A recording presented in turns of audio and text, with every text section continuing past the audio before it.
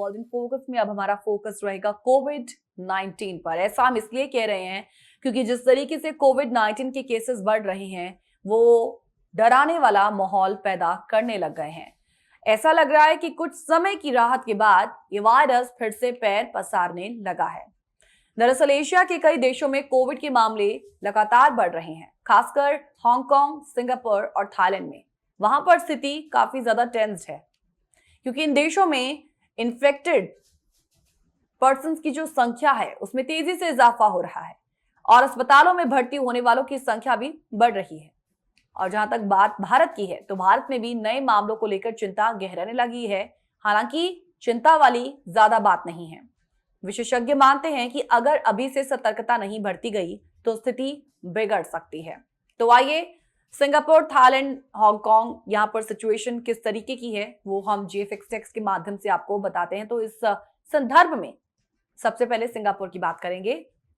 दरअसल सिंगापुर में कोविड-19 के मामलों में 28% तक की वृद्धि दर्ज की गई है और हालात इतने बिगड़ चुके हैं कि सरकार ने हाई अलर्ट जारी कर दिया है। यहाँ कोविड-19 के कुल अनुमानित केस 14,200 के करीब हैं और इससे ज्यादा गंभीर बात यह है कि अस्पताल में भर्ती होने वालों की संख्या में भी लगभग 30% तक का इजाफा हुआ है।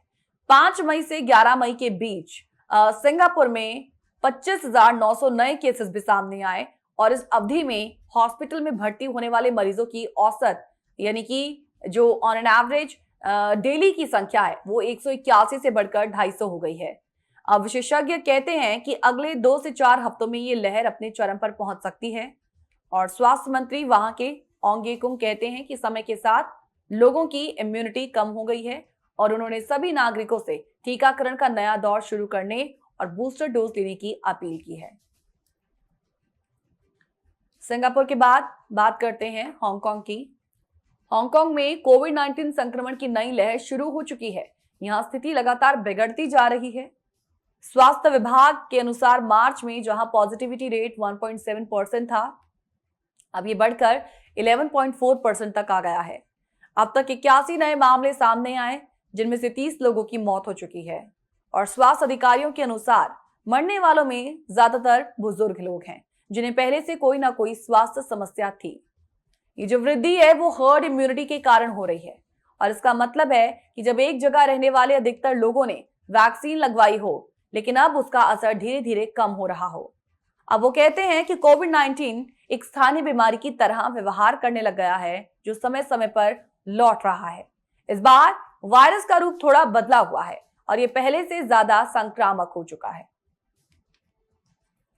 हांगकांग के बाद थाईलैंड की भी बात कर लेते हैं क्योंकि वहां पर भी स्थिति बहुत ज्यादा खराब हो चुकी है।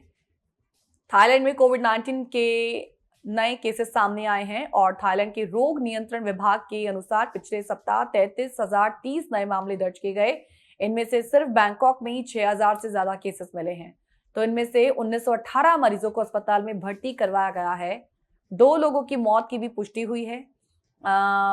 बैंकॉक के बाद सबसे ज्यादा जो केस हैं वो चोनबुरी जहां पर 2573, रेयोंग 1680, नांथाबुरी 1482 और समुद्र प्राकन 1442 मामले यहां पर पाए गए हैं।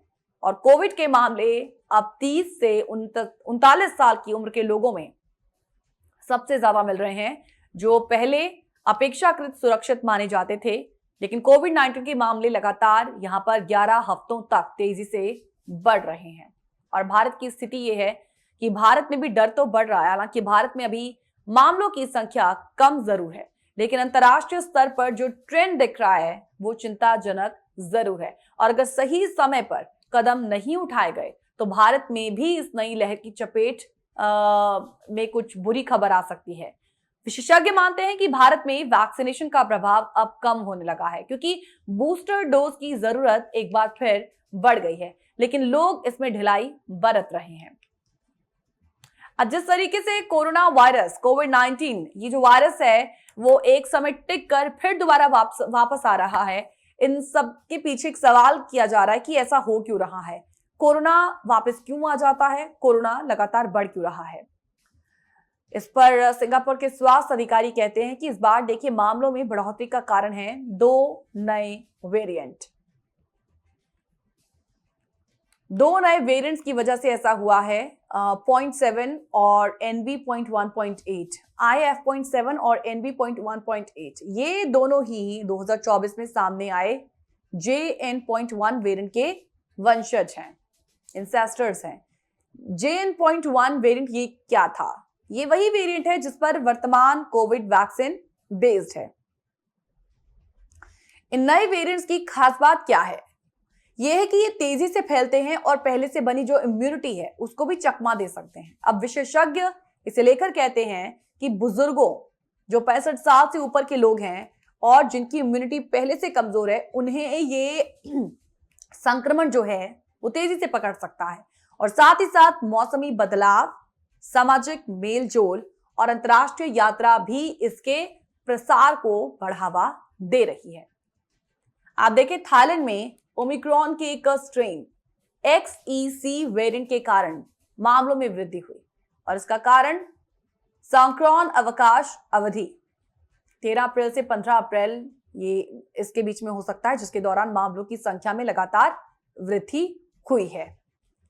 तो कुल मिलाकर अगर कोरोना वायरस बढ़ रहा है तो उसके पीछे कारण सिर्फ वेरिएंट्स का आना है, नए नए वेरिएंट्स का आना है। पुराना वेरिएंट जिसे जो एक समय पर उसका एक डाउनफॉल आ जाता है, लेकिन अगली बार जब ये दोबारा एक्टिव होता है तो एक नए वेरिएंट के साथ सामने आता है और इसकी वजह से जो इसका इंपैक्ट है वो भी बदल जाता है। तो सवाल ये है कि क्या कोरोना वापस आ चुका है? अब आंकड़े जो यहाँ 3 जगहों से आए हैं, 3 कंट्रीज से आए हैं, सिंगापुर, हांगकांग, थाईलैंड, ऐसे देशों में मामलों की तेज जो बढ़ोतरी है वो तो इस बात का संकेत है कि वायरस पूरी तरह गया नहीं है। लेकिन फर्क ये है कि अब हमारे पास अनुभव तो है, वैक्सीन है और समझ भी है। जरूरत है तो बस हम सबकी सतर्कता की, मास्क, टीकाकरण और थोड़ी सी जिम्मेदारी की, क्योंकि कोरोना अब शायद महामारी भी नहीं है बल्कि हमारे बीच रहने वाली एक हकीकत बन चुका है जो समय समय पर दस्तक देता रहेगा।